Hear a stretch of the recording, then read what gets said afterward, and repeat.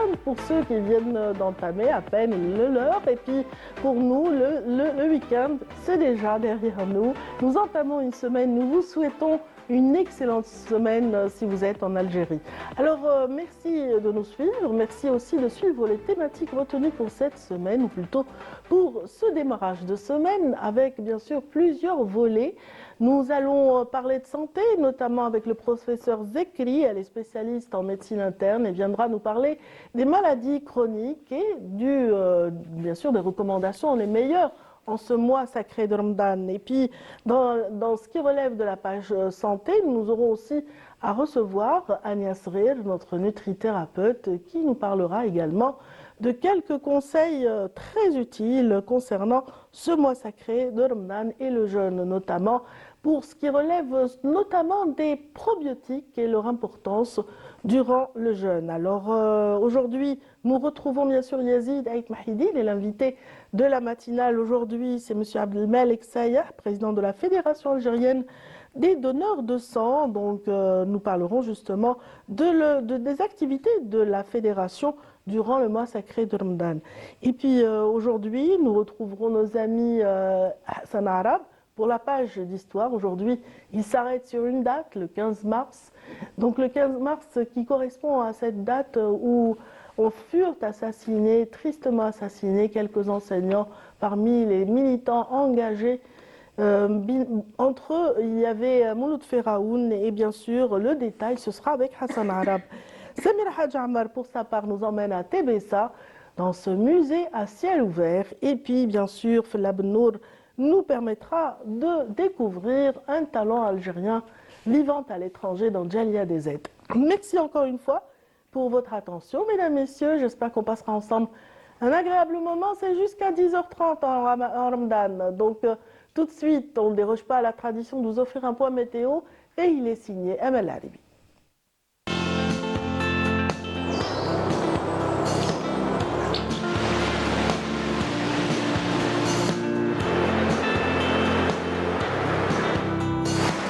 موبيليس تقدم لكم الأحوال الجوية. موبيليس، معا نصنع المستقبل.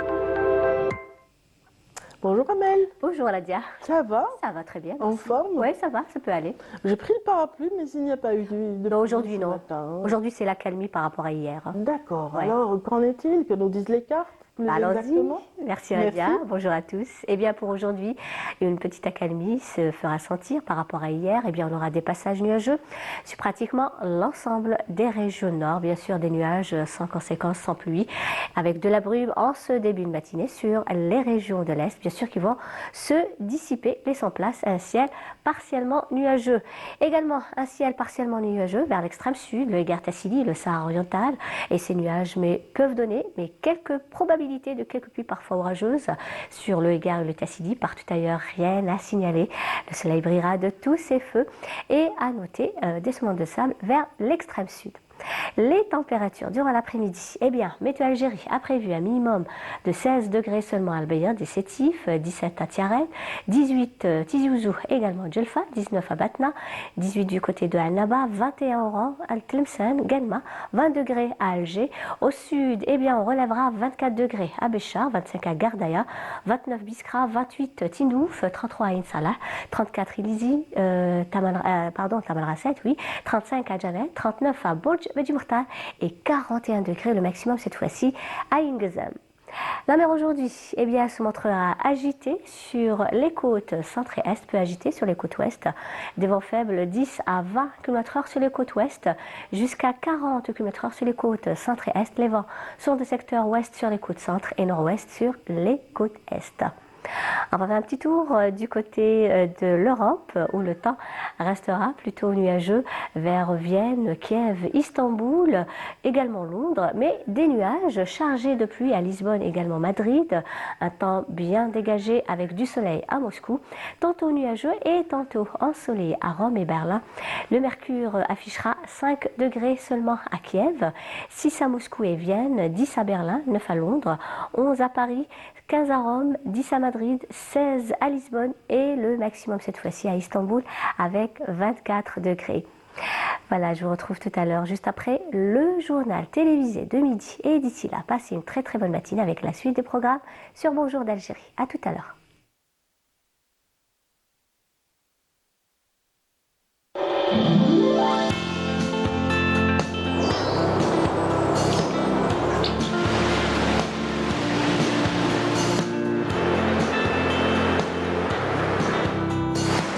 موبيليس قدمت لكم الأحوال الجوية. موبيليس معا نصنع المستقبل. Merci beaucoup Amel, passez une excellente journée. Si ce n'était pas le jeûne, je vous aurais recommandé une bonne tisane là. Ah oui, j'en aurais besoin, oui. Il va falloir patienter. Hein. Inch'Allah, Il va falloir patienter. J'espère que la journée ne sera pas trop difficile pour vous. En tout cas, j'espère qu'elle sera très agréable pour vous tous qui nous regardez ce matin. Restez avec nous. Nous retrouverons l'invité de la matinale juste après ceci.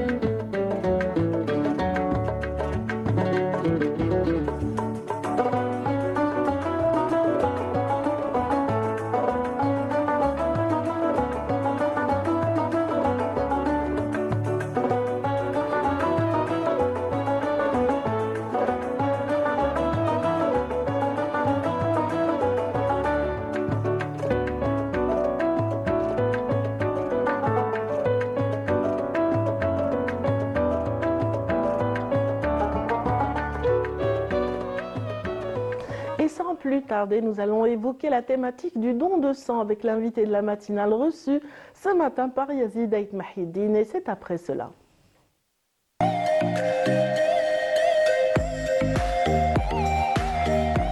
Bonjour Yazid. Bonjour Radia, je reçois ce matin M. Abdelmalek Sayah, président de la Fédération nationale algérienne des donneurs de sang.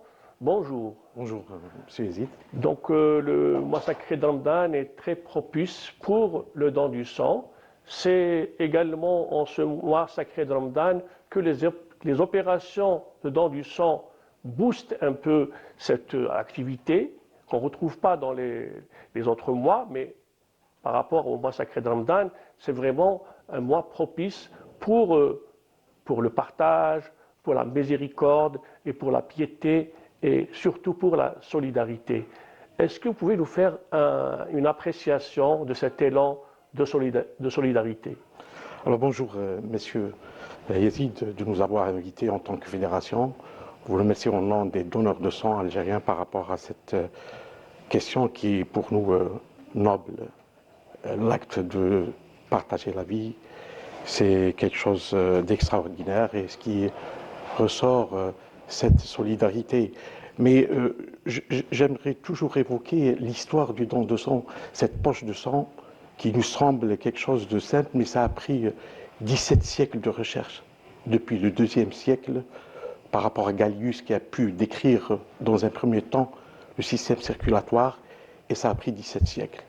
Donc on est arrivé à ce résultat extraordinaire qui a fait l'objet d'une contribution universelle dont différentes cultures, religions et ethnies, ce qui ressort qu'on a abouti à cette poche de sang qui nous permet de partager la vie entre nous. Et c'est à partir de ce moment-là qu'il est devenu possible de donner la vie à travers cette poche magique, que j'appelle moi aussi magique, et qui fait aussi, d'une part, c'est un acte médical qui sauve des vies, et aussi un phénomène de solidarité extraordinaire, universel. Donc vous avez évoqué le problème, le don de sang, c'est quelque chose qui est ressenti quotidiennement.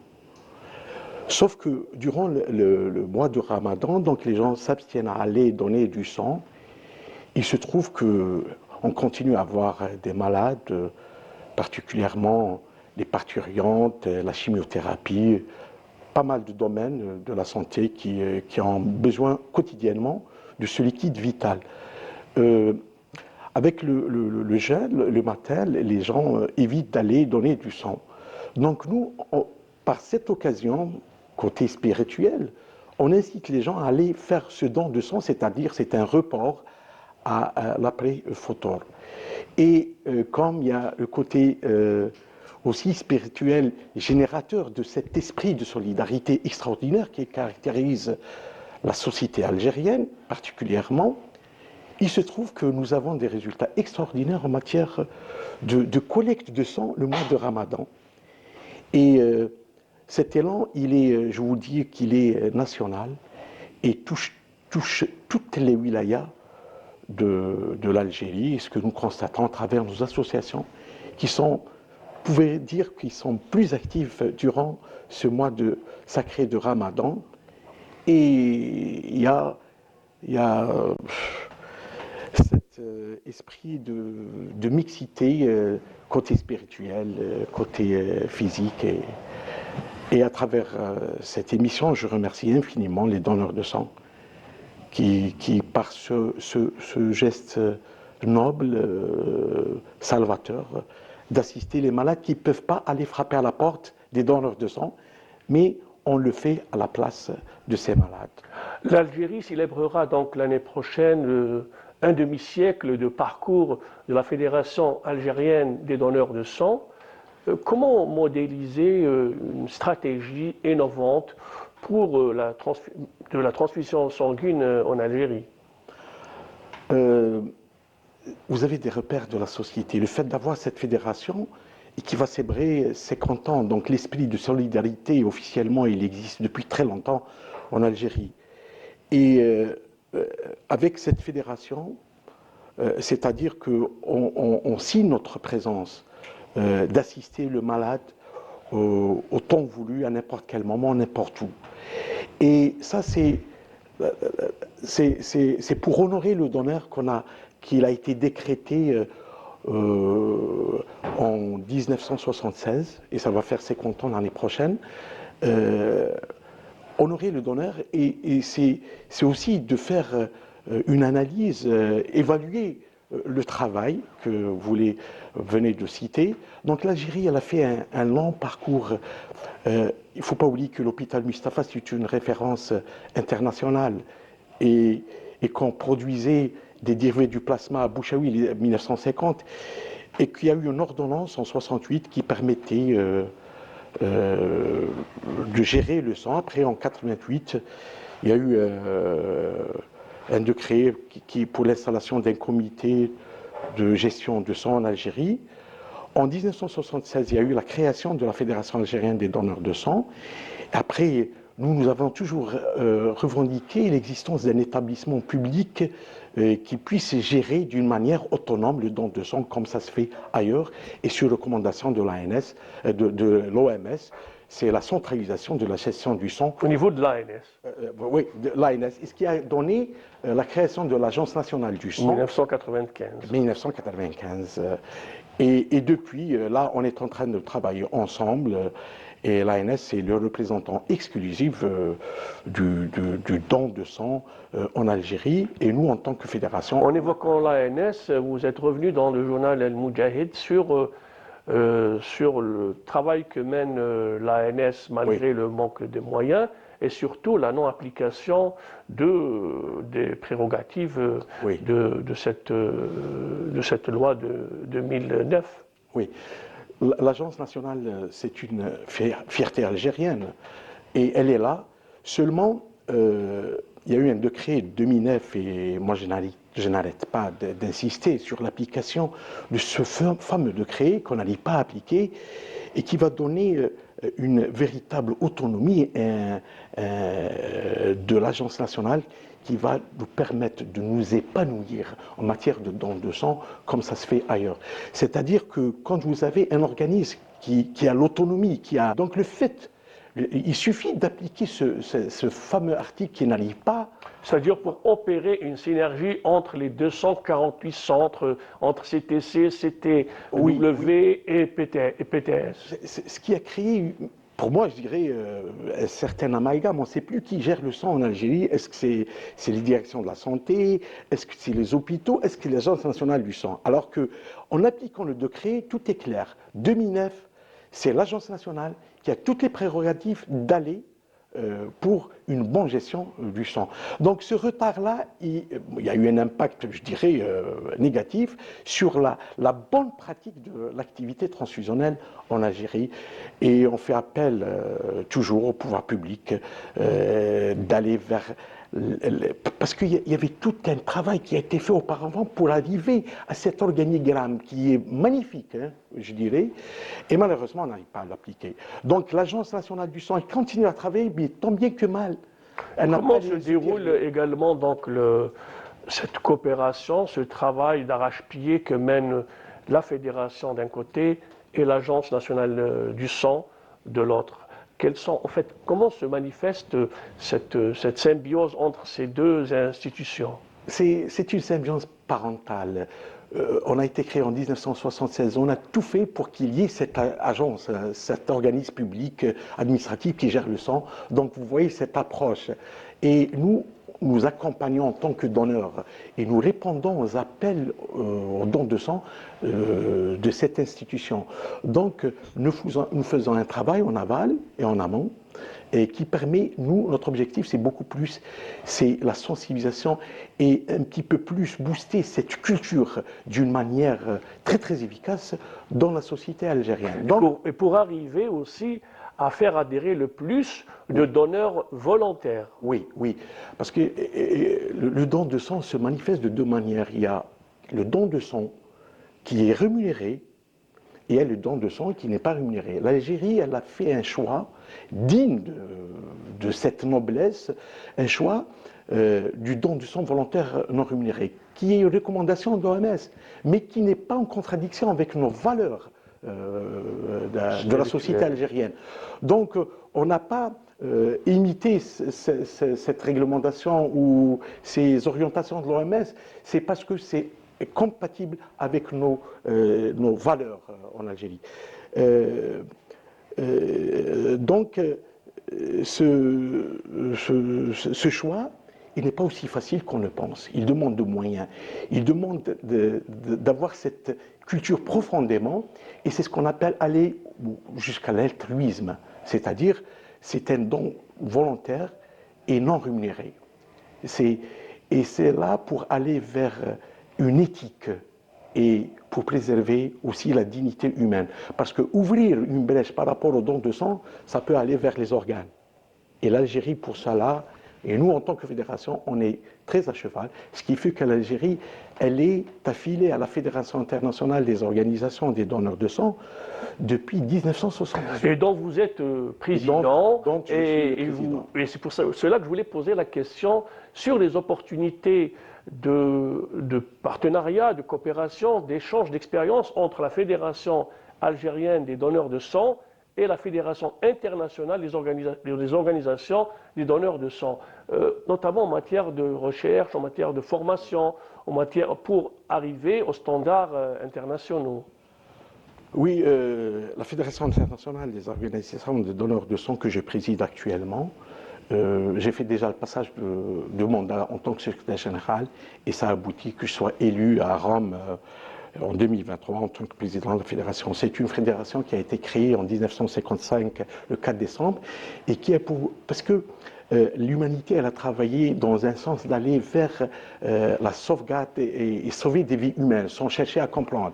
Après, par la suite, on est allé vers le sens de la dignité humaine et de la déontologie et de l'éthique. Donc, ce qui a fait créer cette fédération qui travaille en étroite collaboration. On est consultant de l'ONU, l'UNESCO, et partenaire indéfectible de l'OMS. Donc vous voyez les valeurs dans lesquelles... Et l'Algérie, elle en fait partie depuis 1947. Vous voyez, et ça nous a apporté beaucoup plus, le fait que je sois le premier Africain à être élu à ce poste. Et on a drainé dernièrement un jeune qui est secrétaire général du Comité international des organisations. Vous voyez l'apport qu'on a eu, il est déjà passé chez vous la dernière fois, c'est Dr Touharia, il est secrétaire général du Comité international des organisations des donneurs de sang. Vous voyez l'apport en matière de culture. Nous, en tant que fédération internationale, ce qui importe pour nous, c'est de préserver ces valeurs morales de l'humanité. Et nous n'arrêtons pas à travailler d'arrache-pied pour aller dans ce sens-là. Ma dernière visite en Inde, si vous me posez la question pourquoi j'étais en Inde, il ne faut pas oublier que l'Inde c'est 1,4 milliard d'habitants. Et à partir de l'Inde, pour nous c'est un bridge pour aller au-delà et conquérir là. Parce que là, on assiste à un dilemme où il y a des enjeux financiers qui sont à l'horizon. Et nous, en tant que fédération internationale des organisations des donneurs de sang, on est appelé à veiller sur la sauvegarde de l'éthique par laquelle on sauve la dignité humaine. Je dis que ouvrir la brèche vers le don de sang, c'est ouvrir la brèche pour la marchandisation, malheureusement, de l'organe et en faire de l'homme un statut de marchandise qui va se trouver sur les étalages. Et l'Algérie, elle est inculquée de ses valeurs morales, et depuis qu'on est dans cette optique de la sauvegarde de la dignité humaine, donc on en apprend à l'échelle universelle, et on est dans cet élan de solidarité, et nous apportons régulièrement, et nous soutenons, nous sommes 82 pays, parce qu'il y a d'autres pays qui n'optent pas pour cette solution, c'est la socio-facilité, payer et entre parties, vous avez. Nous, on a fait un choix qui est un peu difficile, qui demande beaucoup de moyens, mais qui a pour objectif de sauver des vies humaines tout en gardant sa dignité et l'éthique. Monsieur Abdelmalek Sayah, docteur Abdelmalek Sayah, président de la Fédération algérienne des donneurs de sang, merci d'avoir accepté notre invitation. Mais avant, j'aimerais bien que vous lanciez un appel pour le don du sang, puisqu'on est en ce mois sacré de Ramadan, mois propice pour le don de sang. Moi, ce n'est pas un appel, c'est un rappel pour les Algériens. Les Algériens, ce n'est pas parce que je suis algérien que je le dis. Le citoyen algérien, il a cette énergie de donner du sang. Il suffit d'aller vers lui, c'est-à-dire il faut donner les moyens, plus de moyens de collecte mobile. Allez, le donneur de sang, ce n'est pas un malade qu'on oblige à aller à l'hôpital. Le donneur de sang, c'est un citoyen qui accomplit son devoir civique avec fierté, mais il faut prendre en considération cette valeur humaine qu'il est en train de concrétiser au niveau profondément dans notre société. Donc je vous ai dit que ce n'est pas un appel, c'est juste un rappel, mais vous voyez l'élan de solidarité qu'on est en train de vivre ces jours-ci, ça vous donne le sentiment d'être fier tout en étant algérien. Merci Monsieur Abdelmalek Sayah, merci d'avoir accepté notre invitation. C'est moi qui vous remercie.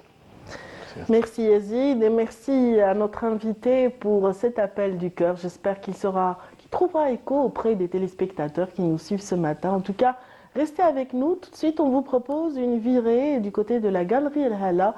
Elle a été visitée par notre reporter Linda Teboul qui nous décrit une très belle exposition de calligraphie.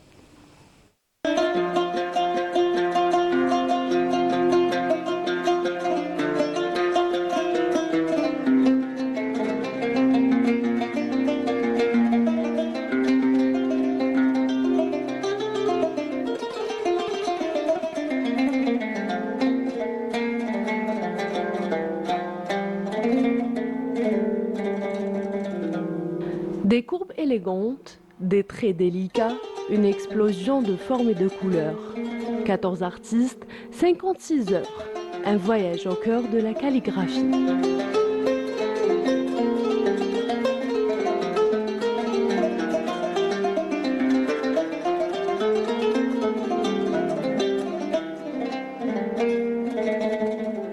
حيري محمد، العروسي رميسة، Sbah Khaled, Jazia Sherifi, Qas Assa et d'autres. Chaque nom résonne comme une signature, une empreinte unique sur la toile.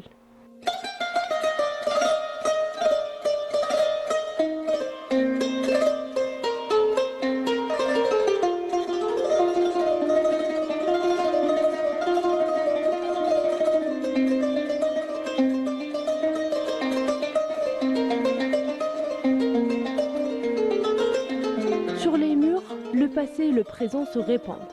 Tradition et modernité s'entremêlent.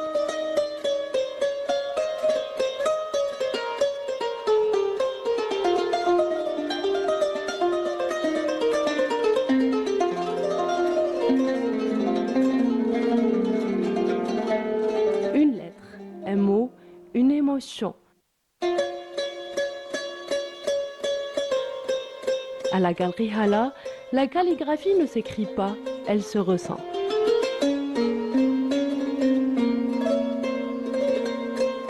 Voilà, donc c'était là une très jolie exposition. Je vous encourage à la découvrir. C'est à la Galerie Hala. Donc c'était un reportage signé Linda Teboul. Et sans plus tarder, je vous présente notre invité aujourd'hui pour le volet santé. Il s'agit du professeur Samia Zekri.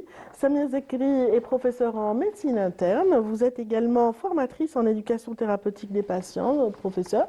Et on est ravis de vous avoir avec nous ce matin. Merci Radia, je suis aussi ravie.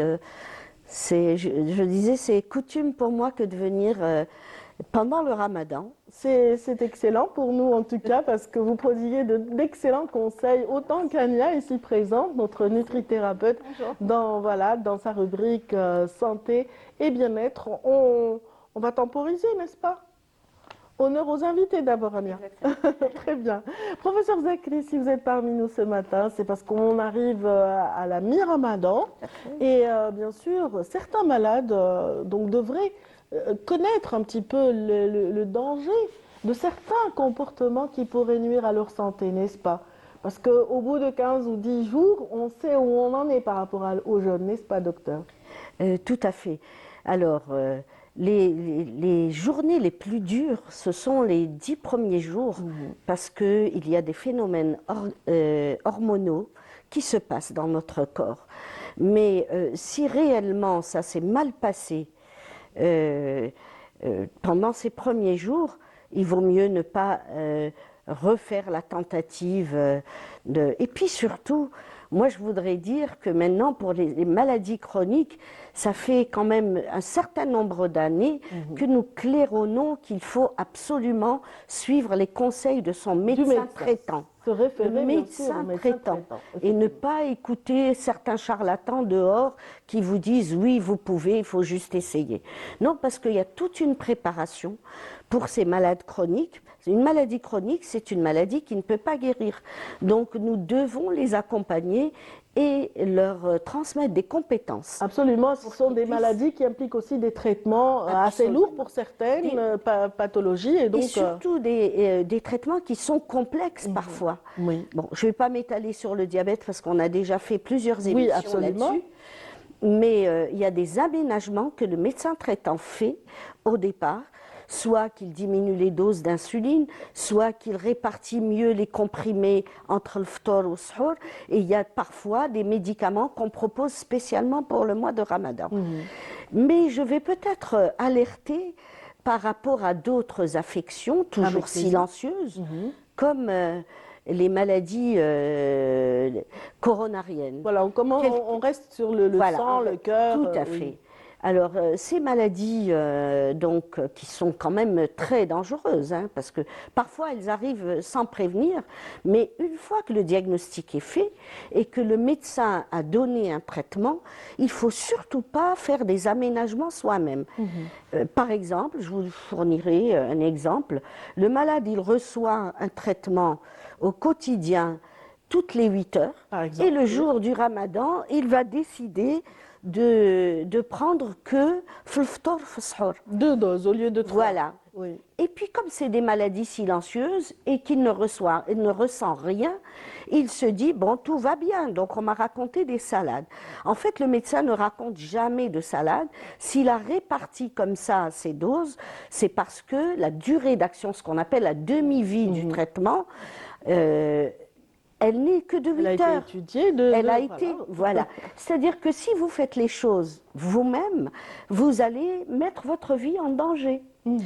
Alors que, mais les médecins, encore une fois, je voudrais le dire et le répéter, nous sommes en terre musulmane et nous avons la même confession que vous. Quel est notre intérêt de vous détourner de la religion? De la religion? Non, au contraire. Mais si on vous dit, mais nous sommes formés pour préserver la vie. Et donc, nous avons peur pour vous. C'est pour ça que nous prenons toutes les précautions pour vous permettre de jeûner en toute sécurité, en toute sérénité.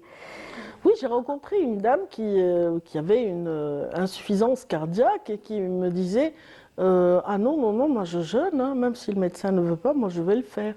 Qu'est-ce que vous en pensez, professeur? Alors, l'insuffisance cardiaque, il faut que les gens comprennent, c'est vraiment arriver en bout de course de tout un parcours de cardiologie.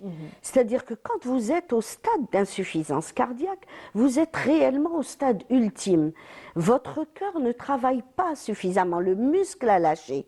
Et donc, il est très difficile de trouver déjà un équilibre. Ou un traitement.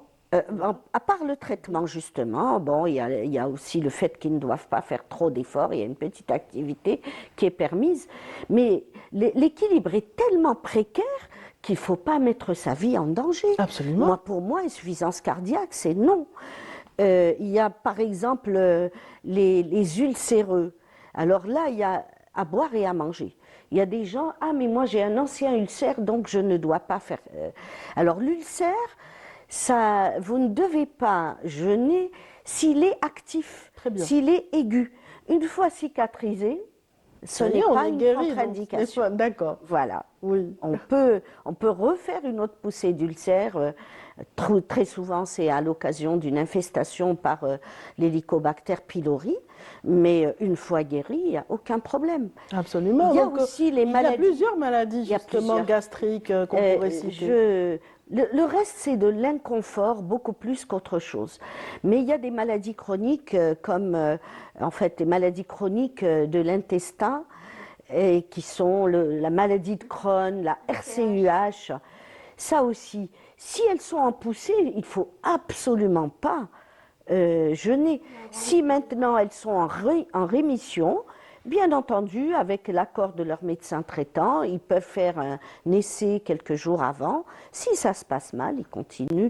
Mais le message, à mon avis, le plus important pour tout le monde, il joue pour tous les malades chroniques. Si vous faites une maladie aiguë pendant le ramadan, alors que vous êtes porteur d'une maladie chronique, il faut arrêter de jeûner. Il faut laisser passer cette maladie aiguë. Et voilà, ça c'est très très important.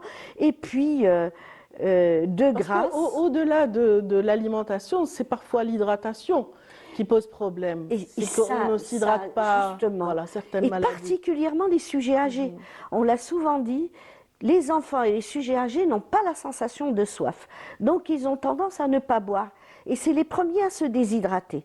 Encore que là, la température est clémente, mais en été, il faut voir ce qu'on reçoit dans les pavillons des urgences. Le nombre de déshydratés, qui dit déshydratation, c'est aussi des thromboses, des AVC, des infarctus.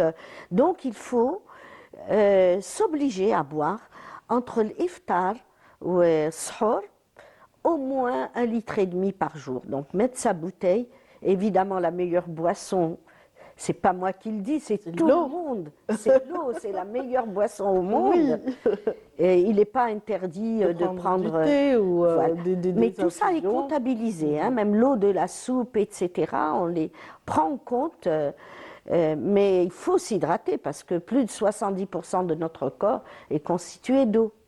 Vous qui êtes formatrice des médecins, professeur Zekri, qu'est-ce que vous pourriez aussi dire ce matin à tous ces praticiens de la santé qui reçoivent ces malades?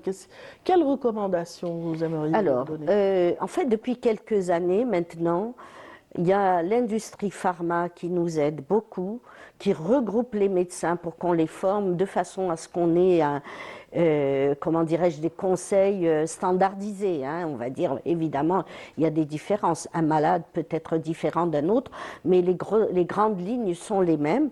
Donc, on le fait régulièrement.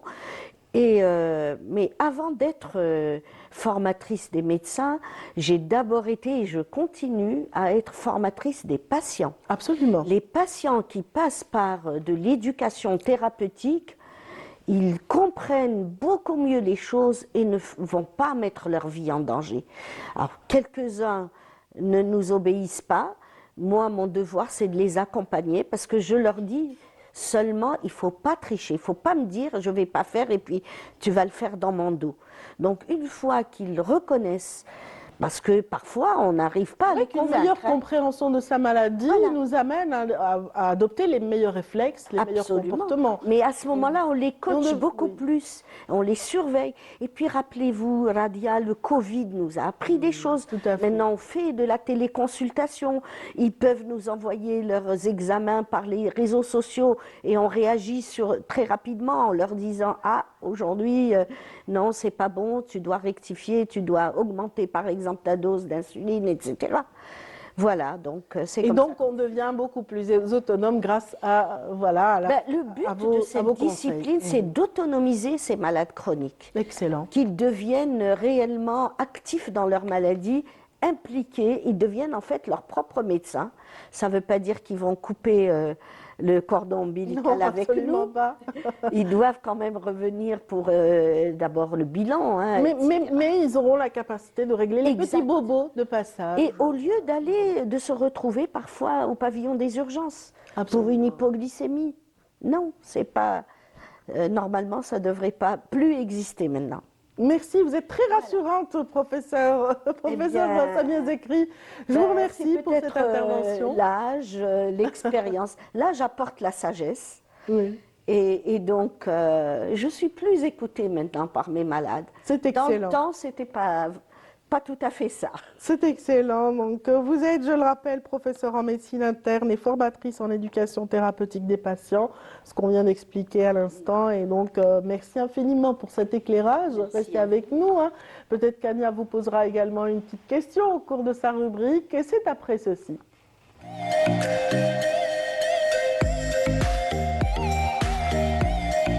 Ania Srir. Ça va? Ça va très bien. Alhamdulillah. Alhamdulillah. Vous allez nous parler d'un élément très important aujourd'hui, ce qu'on appelle les probiotiques, mais pas n'importe quel probiotique. Je crois que vous ciblez les probiotiques naturels aujourd'hui. Exactement, les probiotiques naturels. Donc déjà, qu'est-ce que les probiotiques? Les probiotiques, pour simplifier, c'est naturel, sont liés à des aliments qui sont fermentés. C'est des bactéries, des bonnes bactéries, qui vont venir enrichir le microbiote intestinal. On a déjà parlé brièvement du microbiote intestinal, qui est essentiel dans la santé digestive et dans l'équilibre est très important. C'est-à-dire que lorsque des bactéries qui contribuent à la digestion. Ce sont des bactéries, de bonnes bactéries, des bons germes qui vont contribuer à la bonne digestion et qui vont avoir un impact sur la santé de façon générale, sur la santé, sur l'immunité déjà. Quand on a un bon microbiote intestinal qui n'est pas décapité par la surmédication et par l'alimentation industrielle, le microbiote intestinal va avoir un rôle crucial dans nos défenses immunitaires. Aussi, il y a l'axe cerveau-côlon qui est très connu. Le microbiote intestinal, d'ailleurs, est appelé deuxième cerveau.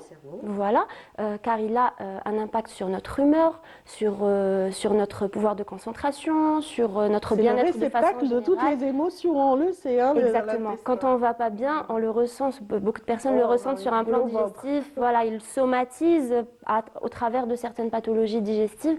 Il y a même certaines pathologies, on a vu neurologiques qui sont liées au microbiote intestinal. Et donc, c'est très important d'apporter un équilibre à ce microbiote. Déjà en le préservant de la surmédication, de l'alimentation industrielle, en apportant une alimentation plus équilibrée, mais aussi en apportant ces probiotiques-là. Il y en a en complément alimentaire, mais on va parler des probiotiques naturels qui sont liés justement. Il y a les probiotiques et il y a les prébiotiques, qui sont des préfibres, on va dire, qui vont servir de nourriture. On essaie de vulgariser un peu, de nourriture pour ces probiotiques-là. Voilà, c'est une forme de symbiose. Ça va donner d'ailleurs ce qu'on appelle symbiotique. Alors, on va parler de ce prébiote. Voilà, le microbiote intestinal, les probiotiques. Quels sont les aliments Vous avez dit pré tout à l'heure. Ah oui, les prébiotiques, c'est des préfibres. On va les trouver aussi dans certains aliments. Et en consommant ces aliments-là, on va en quelque sorte nourrir ce microbiote intestinal. C'est pas apporter des bactéries, mais la nourriture à ces bactéries-là. Eh bon, je veux bien savoir comment le nourrir. Alors, allez-y. Déjà, quels sont les aliments les plus riches en probiotiques, naturellement. On va parler des yaourts nature. Voilà, on ne parle pas vraiment de lait. Le lait, très important avec sa teneur en calcium pour les enfants, mais à l'âge adulte, on y va modérément selon les dernières études. Voilà. Mais le yaourt nature, le ben d'ailleurs, qui est très bien aussi, certains fromages comme le kéfir de lait et le kéfir de fruits, qui sont sans alcool, parce que ça existe, il y a plusieurs types, qui est très intéressant. Le kombucha, qui n'est pas très connu. J'ai commencé par tout ce qui est plutôt connu dans l'assiette algérienne, mais il y a tout ce qui vient d'Orient, de Chine, qui est très riche en probiotiques, comme le dit très bien notre professeur. Le kéfir, qui est une boisson. Il y a des grains de kéfir avec lesquels on va fabriquer cette boisson qui est fermentée. Et il y a plusieurs types, et on parle de celle qui est sans alcool, bien sûr. Il y a le kombucha qui est du thé fermenté. Qui est très riche en probiotiques. Si on veut rééquilibrer notre microbiote intestinal, il est très intéressant. Et d'ailleurs, qu'on doit différencier du matcha, qui est très à la mode. Le matcha, c'est une poudre de thé. C'est du thé qui n'est pas infusé, c'est du thé qui est broyé, bio de préférence, bien sûr, car quand il est broyé, on trouve encore plus de pesticides dedans. Donc bio, c'est différent. Le kombucha, c'est du thé qui est fermenté. Voilà. Et cet aspect fermenté va enrichir notre microbiote intestinal en probiotiques. Excellent. Et il y a tout ce qu'on a dit, yaourt, fromage. Donc vous parlez toujours de yaourt nature. Des yaourts nature, bien sûr. Si on consomme des yaourts brassés, qu'est-ce que ça donne? Faut-il éviter? C'est pas le plus riche, voilà, côté nutrithérapie en tout cas, si on veut être un petit peu strict et parler de nutrithérapie voilà. Il y a aussi les prébiotiques qu'on va trouver dans tout ce qui est oignon, tout ce qui est ail, tout ce qui est poireau. Pour les probiotiques, il y avait aussi les cornichons fermentés et la choucroute qui sont très riches en probiotiques. Et justement, qui dit probiotique dit prébiotique. Et on va trouver ça dans l'ail, l'oignon, les bananes. Certaines racines, comme les pissenlits, sont intéressantes côté prébiotique. Voilà, on va trouver ces aliments-là qui vont se complémenter et participer à une bonne santé, un équilibre surtout. C'est le déséquilibre du microbiote intestinal qui va donner toutes les maladies qu'on essaie d'éviter et donc va participer à l'équilibre et au renforcement du microbiote intestinal. Très bien, on arrive au terme de cette rencontre, Ami Asril. Donc voilà que peut-être que vous allez essayer de résumer en fin de parcours justement la meilleure alimentation justement pour les probiotiques naturels. Pour intégrer des probiotiques naturels à notre alimentation et renforcer toute notre santé de façon générale, notre bien-être, on va essayer donc de rajouter ça à chaque étape de la journée. Par exemple, le matin, on va favoriser un yaourt nature. On peut aussi favoriser le ben, il n'y a pas de souci. Surtout, c'est le ramadan, donc c'est l'occasion de l'intégrer aussi à notre alimentation.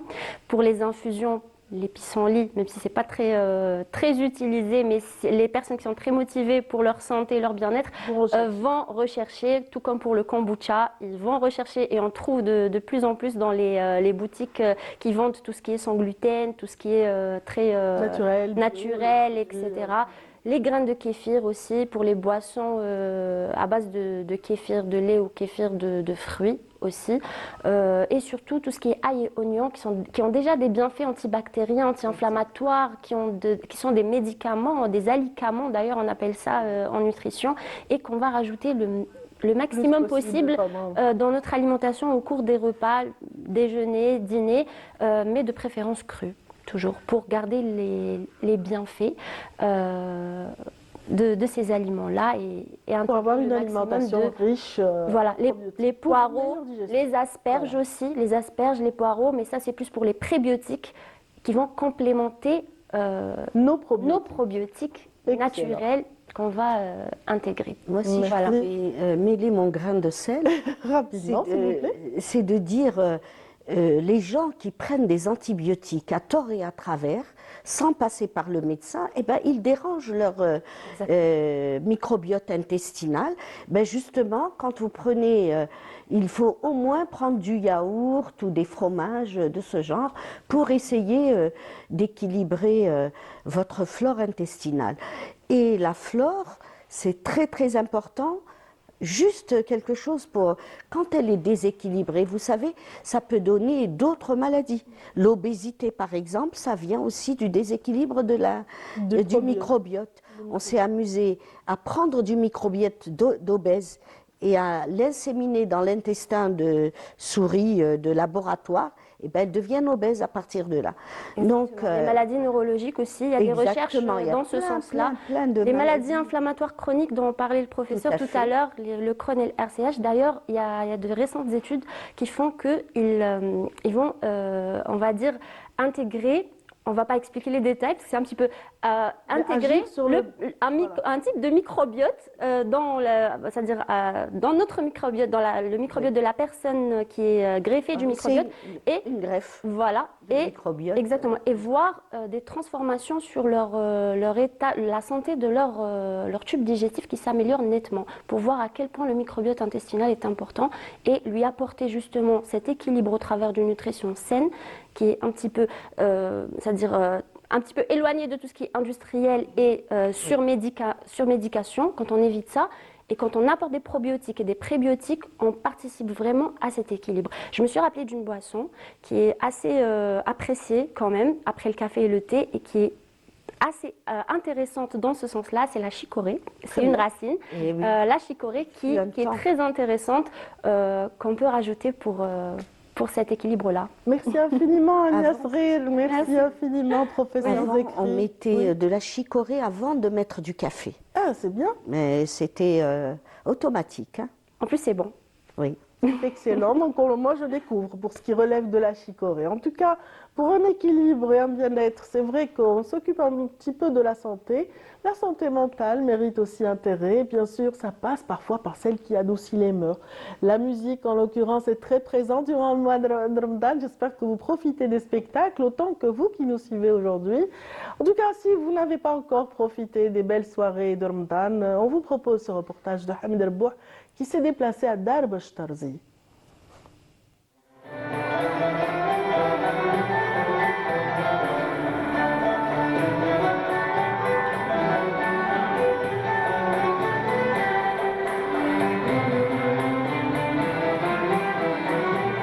Niché au cœur de la Kasbah, Dar Bashtarzi a été restauré pour devenir un espace dédié à la culture et à l'art. Depuis les années 1920, cette demeure a servi de local de répétition pour les figures majeures de la musique et du théâtre algérien, telles que Mahidine Bashtarzi et Hadj Mohamed El-Anqa. Ce lieu mythique se transforme aujourd'hui en scène où se mêlent la nostalgie des anciens et l'enthousiasme des jeunes passionnés. Organisé par l'établissement Art et Culture de la Wilaya d'Alger, cet événement a réuni les familles algériennes et mélomanes de cette musique qui rime parfaitement avec la spiritualité du mois de Ramadan. On est là aujourd'hui à Dar Bash Tarzi. C'est un endroit adéquat. On se plaît, on est bien à l'aise ici. Et depuis que l'ouverture de cet endroit, on est toujours là. Et grâce au service de l'agriculture, chaque week-end, Ramadan Hada c'est tous les jours. Il y a un chanteur, il y a un artiste dans le domaine de la musique andalouse. Et pour revivre et faire renaître encore cette musique andalouse, l'enrichir encore de plus en plus. Nous avons une jeune génération, mouvante, une génération comme notre jeune Mélissa.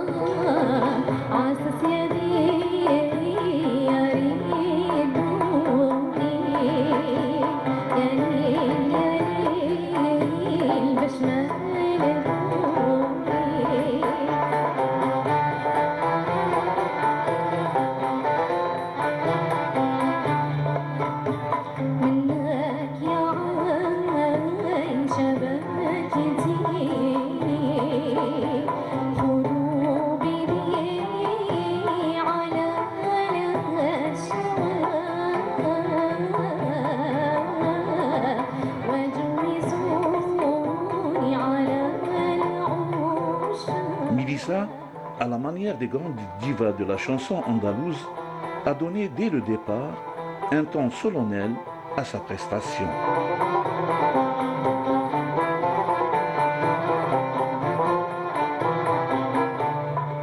كما كتشوفوا اليوم رانا في دار بشطارزي وين حيينا عده سهرات رمضانيه، يعني حيوها بزاف فنانين اللي نظمتها مؤسسه فنون وثقافه. واش نقول لكم، صحه رمضانكم.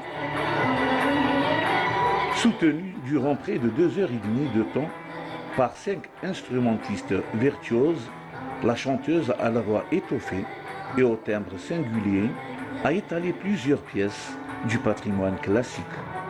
Plus qu'un simple événement, ce genre musical a su, malgré le temps et les évolutions, garder son authenticité et son âme.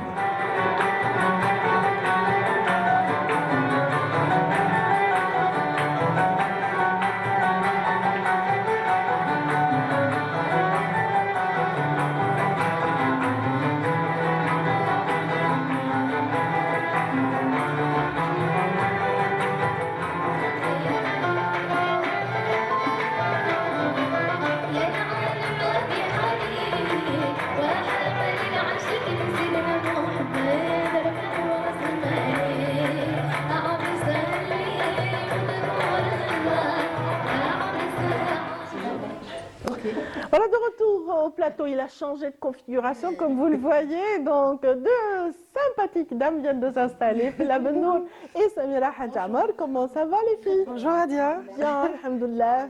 Mesdames, ça va avec Ramadan? Ça va, 16e jour, pas trop 16e fatigué. jour, pas trop fatigué, ça va? Avant, voilà, elles ne sont pas d'accord. Qu'en est-il de toi? Non, mais ça va. Alors Hassan. Bonjour Radia, bonjour Bonjour. Bonjour Hassan. Deux avis qui ne sont pas identiques. Alors allez, on va faire basculer. D'habitude, je suis à l'aise, très à l'aise. D'accord, alors d'habitude, mais quand on dit d'habitude, je suis très à l'aise, ça veut dire qu'il y a... Ah non, par contre, le matin, c'est très très difficile. C'est très difficile, donc il est au milieu, il est entre vous deux, mesdames. Alors voilà, on va parler tout d'abord de nos Algériens qui se trouvent à l'étranger. Donc vous aurez deviné que c'est Djelia DZ qui ouvre le bal, et ce sera après ceci.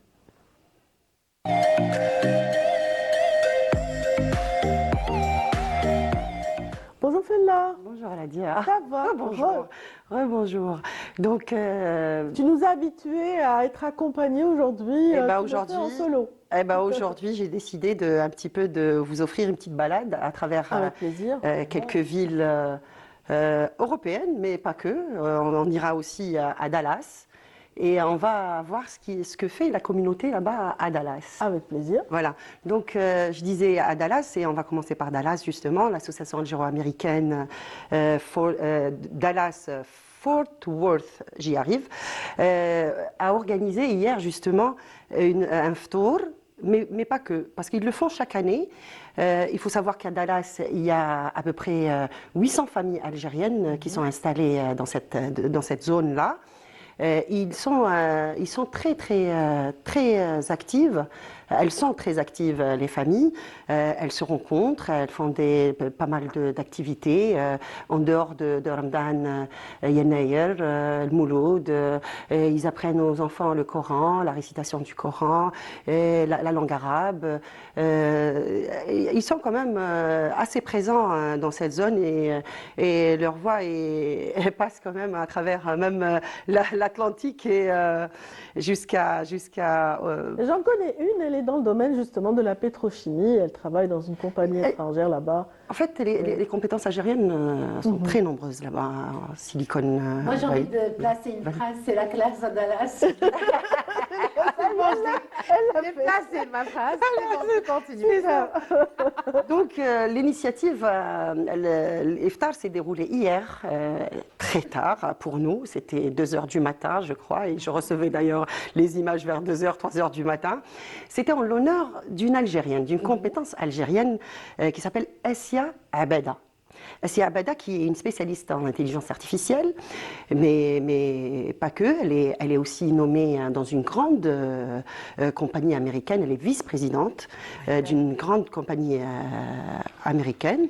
Elle a fait ses études en Algérie. Elle a fait un bon parcours en Algérie avant de partir aux États-Unis. Donc, Assia Abada a été honorée par cette association hier. Donc, c'était un ftour et en même temps, hommage à cette jeune dame. Et pour rappel, l'association a été fondée il y a quelques années par Shafiq Ben Ghasmia, est présidée actuellement par Naïm Moumen. Mais l'initiative de l'hommage a été aussi initiée par une grande dame, c'est la dame qui m'a contactée, qui s'appelle Nouria Hadi.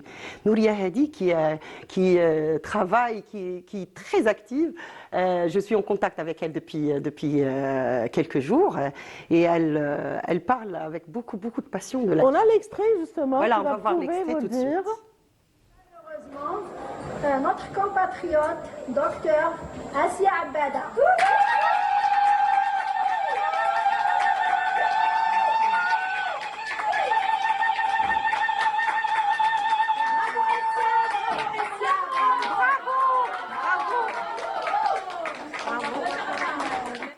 Bravo, on se joint à toutes ces belles voix. Je crois qu'il y a aussi un extrait où Assia Abada s'exprime, si on peut revoir un petit peu cet extrait jusqu'au bout, si c'est possible. Sinon, on passe à une autre activité. Donc j'imagine qu'on revient en Europe si l'extrait n'est pas prêt. En tout cas, Madame Abada disait qu'elle était très fière d'être algérienne et que les compétences algériennes étaient très compétitives aux États-Unis et qu'elles ont très appréciées, j'imagine. Très appréciées et compétitives parce que elle exprimait ce lien fort avec l'Algérie et elle disait que c'était dans le sang. Et voilà ce qu'elle a dit juste après avoir eu cet hommage à chaud. Donc, Yazid Aït Mahidine nous signale que c'est prêt. C'est prêt. Pour me célébrer, je remercie Canal Algérie pour me donner cette occasion. Je suis très fière d'être algérienne. L'Algérienne, quelle que soit, où elle est, n'est que le fruit de l'Algérie, de notre système éducatif. Et puis, être algérienne, c'est avant tout refléter notre culture là où on est, quel que soit l'endroit ou quel que soit le travail que l'on fait. Aujourd'hui, je suis le fruit de notre système et de notre éducation. Je suis complètement honorée et je peux vous dire avec beaucoup de fierté et avec beaucoup de façon humble que l'on est hyper compétitif parce qu'on est le fruit de notre pays. Merci. Voilà. Donc c'est Assia Abada. La dame qu'on a vue au début, c'était Nouria Hadi. On part à Berlin tout de suite, donc au siège de notre ambassade où hier soir, il y avait une soirée culturelle organisée par l'ambassade. En fait, c'était une conférence animée par le paysagiste qui n'est plus à présenter, Kamel Ouafi. Kamel Ouafi. Donc, il y avait le film sur les arabesques qui a été projeté. Et aussi, on a les photos en tout cas. Il y a aussi il y avait un débat juste après. C'était très très intéressant. Kamel Ouafi est revenu sur toutes les réalisations qu'il avait réalisées, entre autres en Algérie, mais aussi sur le jardin oriental islamique qui se trouve à Berlin. Voilà, c'est parmi tous les jardins du monde. Et en parlant d'architecture, j'ouvre une parenthèse, Radia, pour parler du premier livre sur Alger en allemand, qui a été fait par un certain Thomas Mayer, un Suisse, qui a consacré tout un livre qui s'appelle Alger, tout simplement, et qu'il a consacré à Alger, où il revient sur 200 bâtiments, sur l'histoire de 200 bâtiments à Alger, et il met en lumière cette histoire, mais pas que, il y a même les projets de Kamel Ouafi sur ce guide, qui s'appelle Alger. Donc, il fallait que je le précise, et à ce propos, il y avait quelques semaines, ça, c'est une information qu'on n'avait pas donnée auparavant. Il y a quelques semaines des architectes, de jeunes architectes allemands sont venus faire toute une étude ici en Algérie. Ils ont été un petit peu guidés par Kamel Ouafi. Voilà. Donc, c'est une capitale qui attire de plus en plus. Absolument, c'est ce que je Et voulais. puis, il y a un regain d'intérêt parce qu'à un moment donné, beaucoup de. On était un petit peu cloisonnés durant une décennie difficile. Voilà, on nous a un petit peu tourné le dos. Maintenant, vraiment, l'intérêt revient de plus en plus fort. Il y a beaucoup de programmes maintenant à l'étranger où on enseigne des aspects soit d'architecture, soit de l'histoire, soit de la géographie, ou comme par exemple aux États-Unis, on enseigne le système des Qsor de Ghardaya, le système économique et tout ça qui est enseigné dans les universités américaines. On va à Nice maintenant. À Nice, il y a eu un iftar pour les étudiants. Il y a eu aussi un hommage pour la femme, un hommage rendu à la femme algérienne, mais de toute la région de la Côte d'Azur et de la principauté de Monaco, un hommage qui a été animé par Hossein Snami, le grand artiste Hossein Snami, mais il y a eu aussi un match de football féminin qui a été organisé aussi par notre consulat d'Algérie à Nice. On va regarder peut-être un extrait. Bon, une fois que...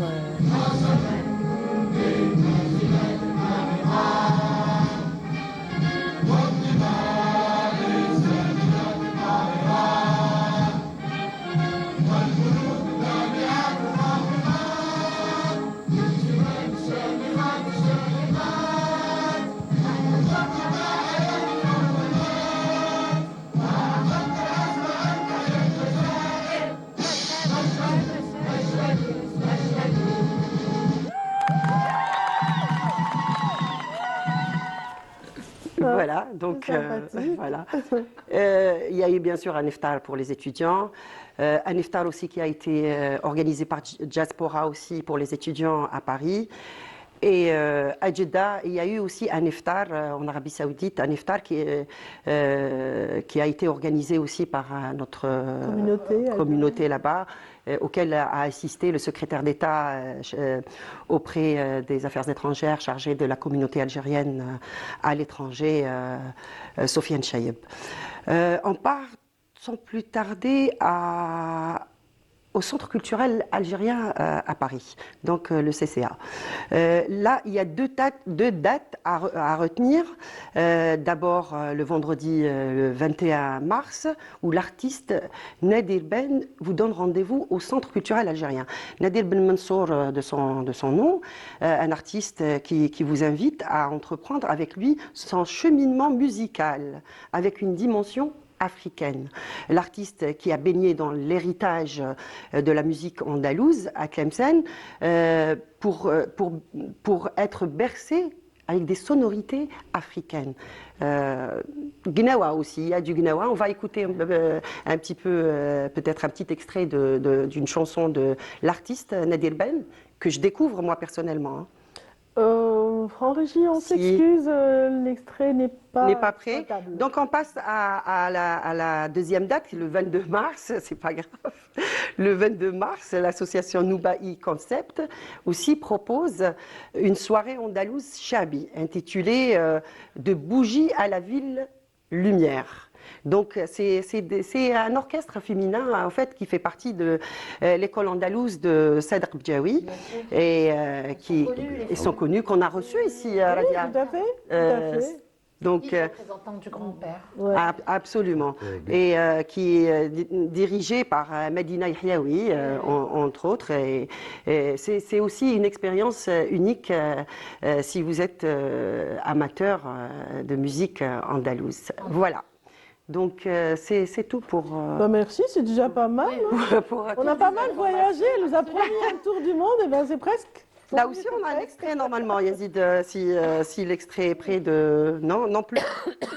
Très bien, donc il faut aller au Centre culturel algérien. Le Centre culturel algérien à Paris. Moi, tu nous dis ce qu'ils ont mangé, hein, parce qu'on n'a pas eu... Le Ftor de Jeddah, par exemple. Samira, attendez le menu.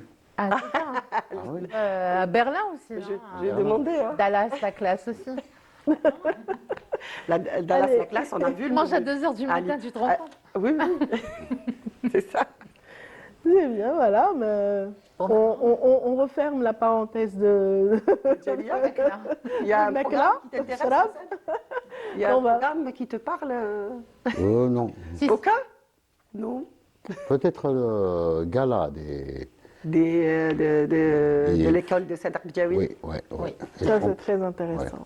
Ouais. En tout cas, il y a de très beaux concerts. J'espère que vous en profitez, où que vous soyez. En tout cas, c'est à travers le pays. Vous avez droit à des soirées remarquables avec des artistes vraiment épatants. Alors, on va sans plus tarder passer à l'histoire. Donc, on ouvre tout de suite une page d'histoire avec Hassan Arab.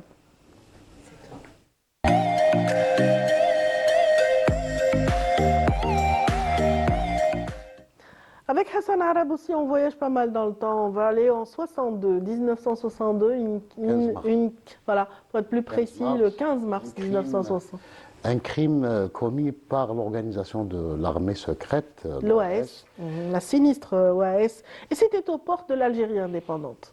Exactement, donc on est à 3 jours de la signature donc, des accords d'Évian qui vont et la proclamation du cessez-le-feu le lendemain, le 19 mars 1962. Donc le 15 mars 1962, à 10h du matin, 18 personnes tiennent une réunion au niveau des centres sociaux de Benaknoun contre un commando Delta de l'OAS, l'organisation de l'armée secrète.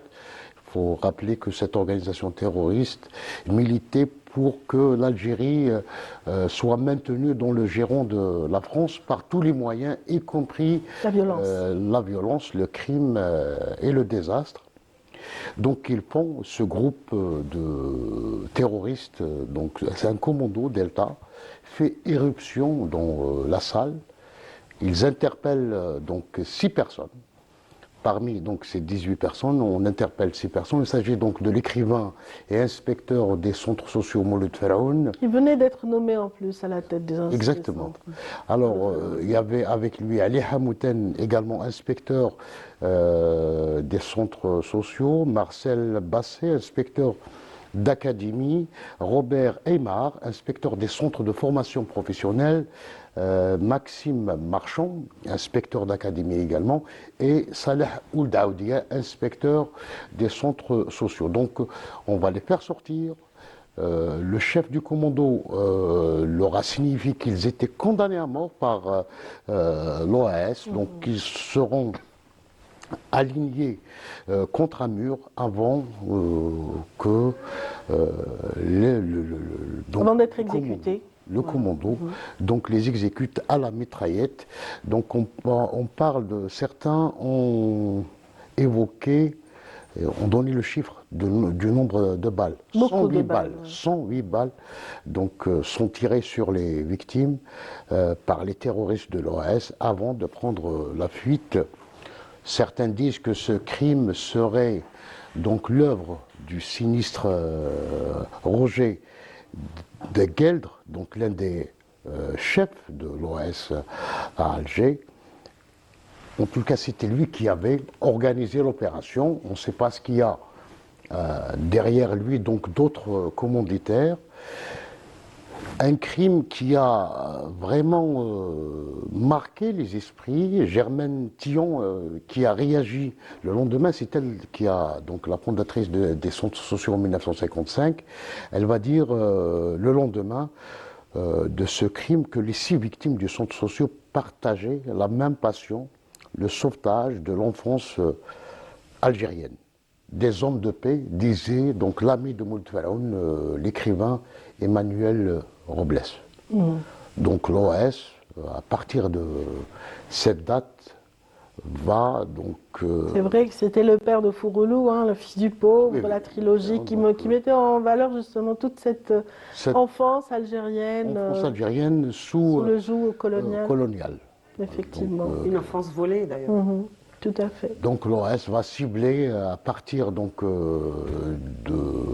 à partir du mois de mars. Donc c'est pratiquement la politique de la terre brûlée parce que 3 mois plus tard, un massacre à Oran, plutôt 3 jours plus tard, ça sera un massacre à Oran, un massacre donc d'Innocents. C'est à l'hôpital. Hein. On a l'hôpital d'Oran le 18 mars 1962.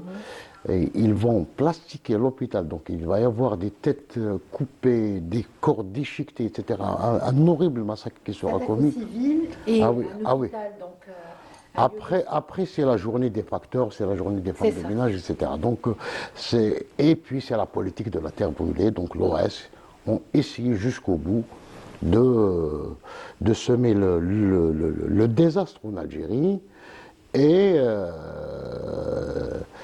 ils n'ont pas cessé donc d'activer pour déstabiliser l'Algérie même après l'indépendance. Jusqu'à la dernière. Jusqu'à aujourd'hui, parce qu'il y a toujours des actions d'extrémistes qui nous dérangent. Effectivement, donc c'était nécessaire d'ouvrir cette page d'histoire et de se remémorer le sacrifice et le martyre de ces hommes, ces braves hommes qui étaient aimés et qui étaient appréciés, effectivement. Allah yarham shuhada, comme vous dites, Samira, voilà, elle a pris la parole, hein, c'est son tour maintenant. Son jingle est prêt d'ailleurs. Voilà, on y va.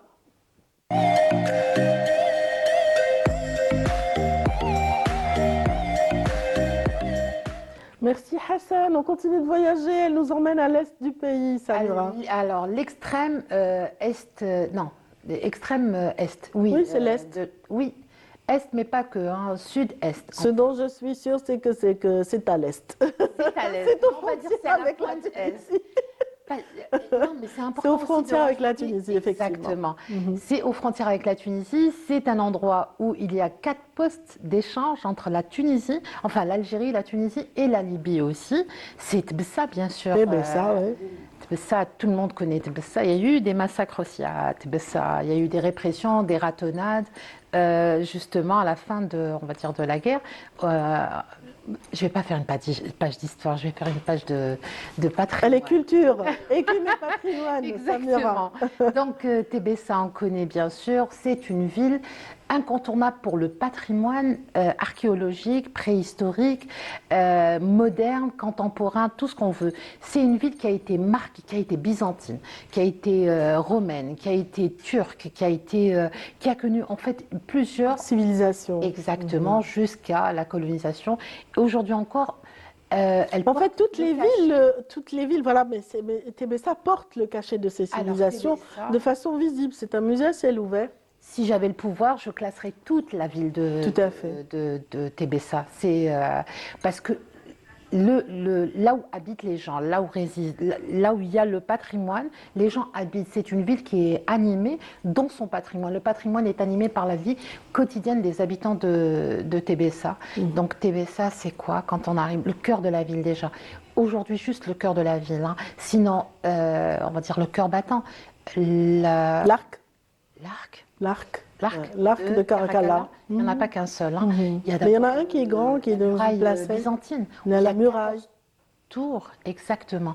Donc c'est déjà ce qu'on voit, c'est quelque chose qui est imposant quand on arrive à Tébessa. L'arc de Caraccala. Caraccala est le père, est le fils de Septime Sévère. Donc c'est une porte qui a été donc dédiée au père de Septime Sévère qui a dirigé la ville à une époque. D'ailleurs c'est à son époque où les habitants de Tébessa sont devenus, ils étaient 50 000, ils sont devenus citoyens de Rome. De Rome, exactement. Donc avec tous les avantages et tout ce qui sied à un citoyen romain.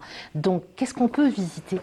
Il faut que je dise qu'est-ce qu'on peut visiter. Oui. Il y a 23 sites qui sont classés. Juste à Tébessa, le centre, au cœur de Tébessa. Le cœur, il y en a 9. Mais sinon, à Tébessa, il y a du patrimoine antique, préhistorique, moderne, des périodes stratifiées aussi, et du patrimoine naturel. À Tébessa, on peut visiter l'amphithéâtre, qui est au centre, hein, c'est pas très loin. On peut voir la porte de Caraccala, l'arc de Caraccala qui a été restauré, on a des images, je les ai données.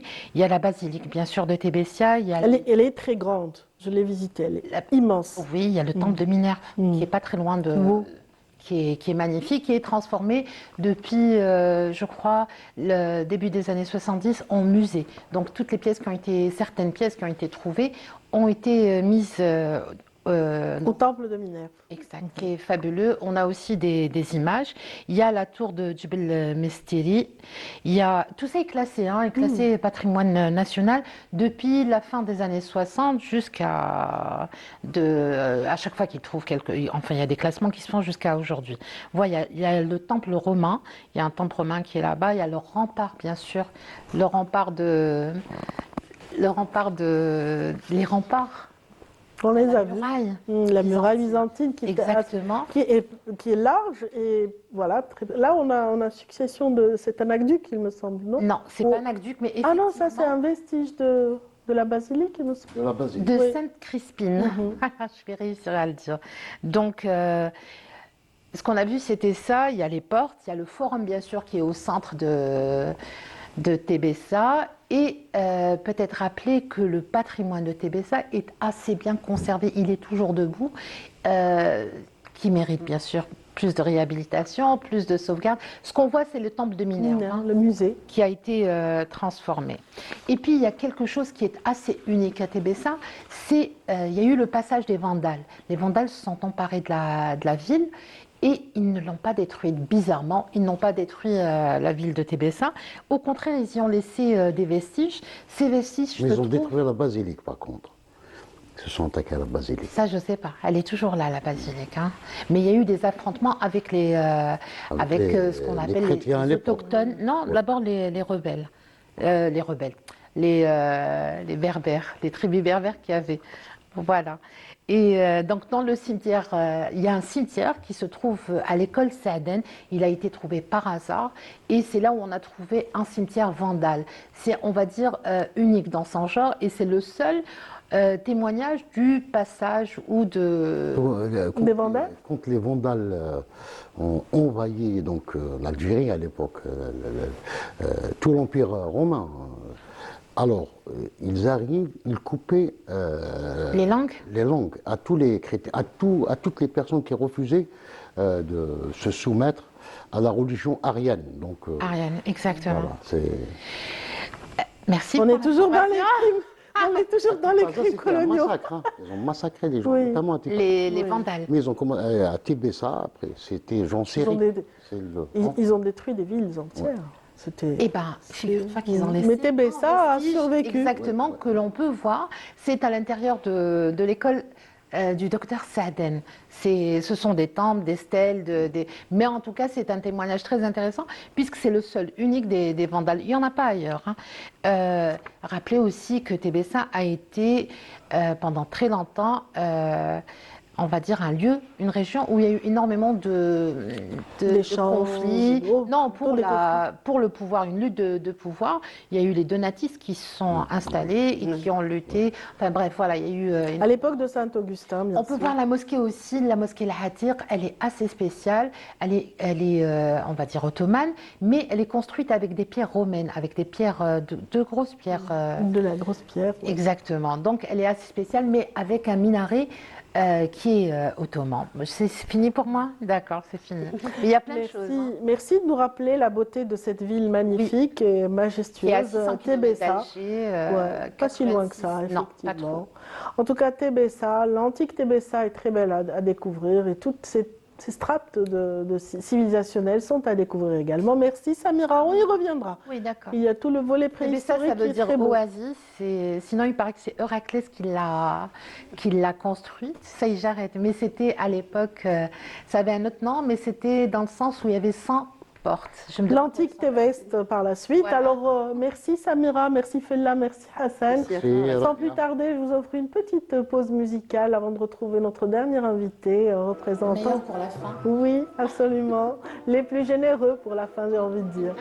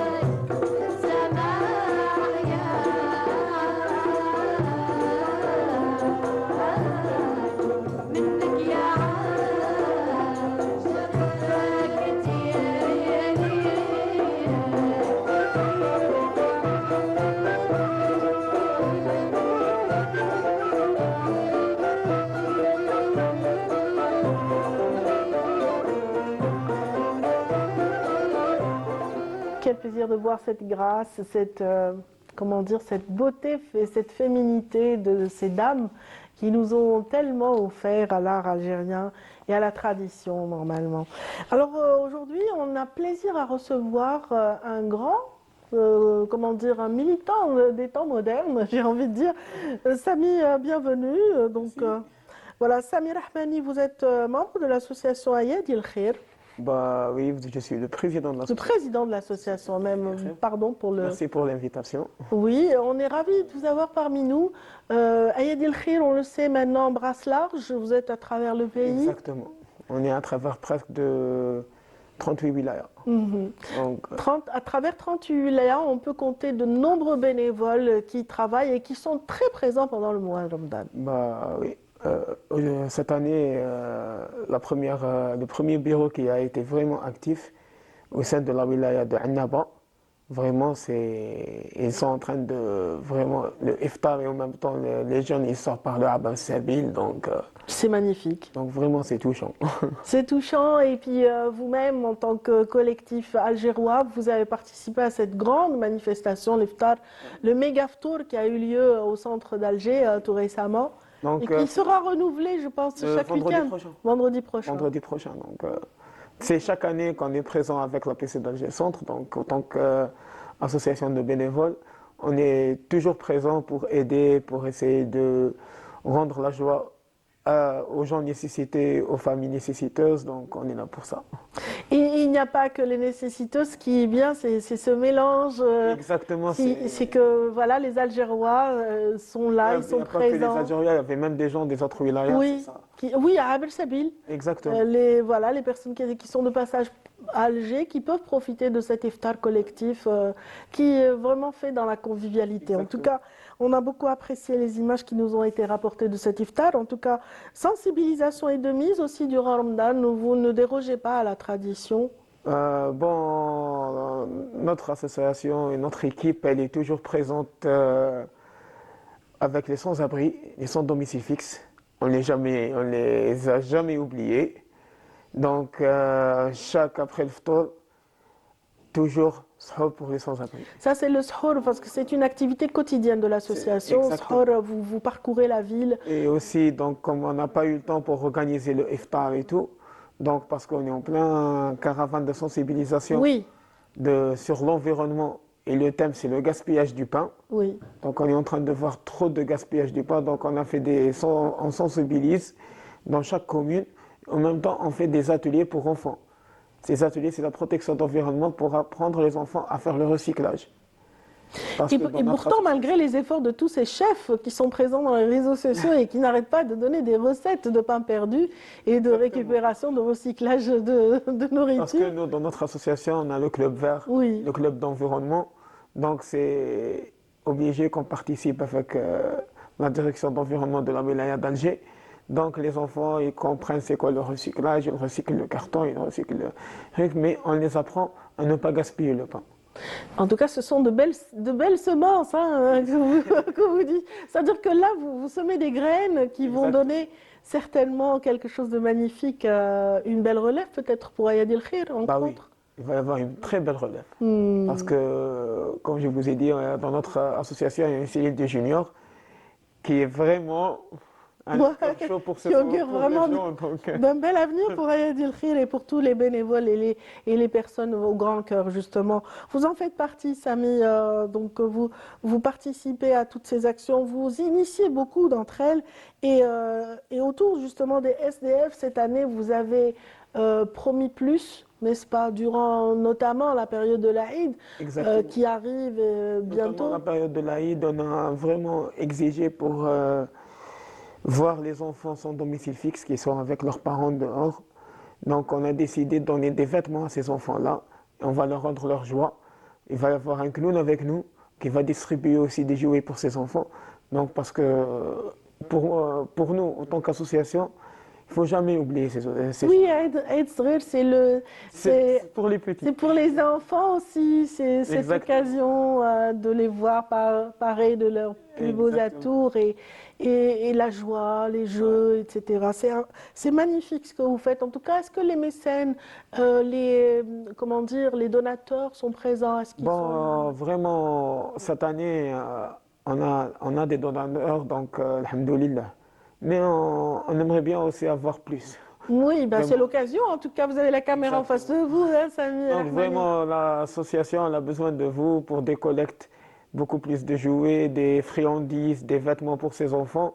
Donc n'hésitez pas de nous contacter sur notre page Instagram, Association Ayadil Khir, la page Facebook, Association Ayadil Khir aussi, et les numéros de téléphone ils sont dans notre page, c'est 06 57 27 26 14. Vous êtes les bienvenus. On est là 24 heures sur 24, 7 jours sur 7.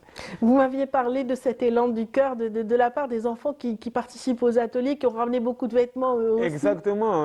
La cellule des juniors. C'est bien, les enfants aussi participent. Vraiment, la cellule des juniors, elle est en train d'activer mieux que nous.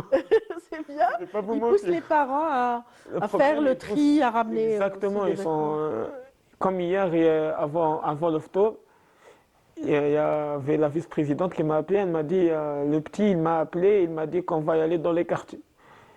Comment ça? Ok, ça marche. Les enfants, ils sont partis dans leur quartier, ils rentrent du bâtiment à bâtiment. D'accord. Ils tapent dans les portes, on a besoin de vêtements. Yeah, c'est gentil. Donc hier soir, on était avec eux, ils nous ont ramené plein de sachets au bureau. C'est touchant. C'est touchant. C'est vraiment touchant parce que je suis en train de dire comment ça. Les petits juniors, ils sont en train de travailler et nous, on lui fait... Vous me disiez, la relève est là. En tout Exactement, c'est la relève. Ce qui est sympathique, c'est que voilà, cette campagne de sensibilisation s'achèvera le 27 du mois de mars en cours. Ce sera au niveau de la Grande Poste. Au niveau de la Grande Poste avec la direction d'environnement de la Wilaya d'Alger. Donc, il va y avoir une exposition du travail des enfants qui a été fait. Très bien. Il va y avoir aussi une pièce théâtrale qui va être fondue par l'équipe de l'association. C'est une pièce théâtrale de rue. Donc, on vous souhaite la bienvenue. Une belle manière de clore cet effort, ou plutôt de passer un beau moment. Exactement. En toute convivialité. On vous souhaite en tout cas toute la réussite à cette 27e soirée, qui coïncide aussi avec le 27e jour du mois de jeûne. Donc, le 27e jour qui va être fait le 24, ce sera un lundi. C'est la circoncision qui a été organisée par l'APC d'Alger Centre. Et nous, on est toujours partenaires là-bas pour ces enfants. Ça va être des distributions de bonbons pour ces petits. On va faire un atelier de maquillage sur visage pour ces enfants, pour leur rendre le sourire. Donc, c'est ça. C'est bien. Qu'est-ce qui vous motive le plus au quotidien? Qu'est-ce qui vous aide à tenir, Rahmani? Ça fait des années quand même que Ayed El Khir se déploie avec beaucoup de cœur. Je ne vais pas vous mentir, l'association, c'est ma deuxième famille. Comment dirais-je, entre nous, les bénévoles, on met tous la main dans la main, surtout pour le mois sacré. Tu vois les bénévoles en train de se sacrifier, ils partent, ils fêtent, surtout avec l'organisation. Oui. L'organisation du Megafto. Oui. Avec la PC d'Alger Centre, toujours tu vois nos jeunes en train de faire ça, mettre la main dans la main. Donc, oui. Ça. Non, c'est magnifique en tout cas. Quelles sont les activités phares qui ont été lancées en 2025 pour aider? Les activités phares qui ont été lancées en 2025, il va y avoir un grand événement qui est en train de se préparer pour le mois de mai. C'est l'événement du Caravane de l'enfance qui va toucher plein d'enfants nécessités au sein de Wilaya. Il va y avoir des animations, des ateliers pour ces enfants, des jeux de loisirs. Et la clôture, ce sera pour le 1er juin au sein d'Alger Centre. Très bien, donc vous n'allez pas vous arrêter, vous n'allez pas vous reposer. Jamais. Après ce mois de Ramadan, certaines associations marquent une pause, mais pas Ayed El Khir. Je vous encourage en tout cas vivement pour toutes ces belles actions et encourage tous ceux qui nous regardent ce matin à soutenir cette magnifique association qui fait beaucoup pour l'enfance. En tout cas, j'ai été ravie de vous accompagner ce matin. C'est le moment de vous dire au revoir. Passez une excellente journée avec la suite de nos programmes et merci à Samir Rahmani pour cette belle présence et pour tout ce qu'ils font dans Ayed El Khir. Merci. Donc voilà, c'est un petit peu l'essence de ce mois sacré. L'action en faveur justement d'une belle solidarité, c'est ce qu'on espère tous. Portez-vous bien et à très bientôt.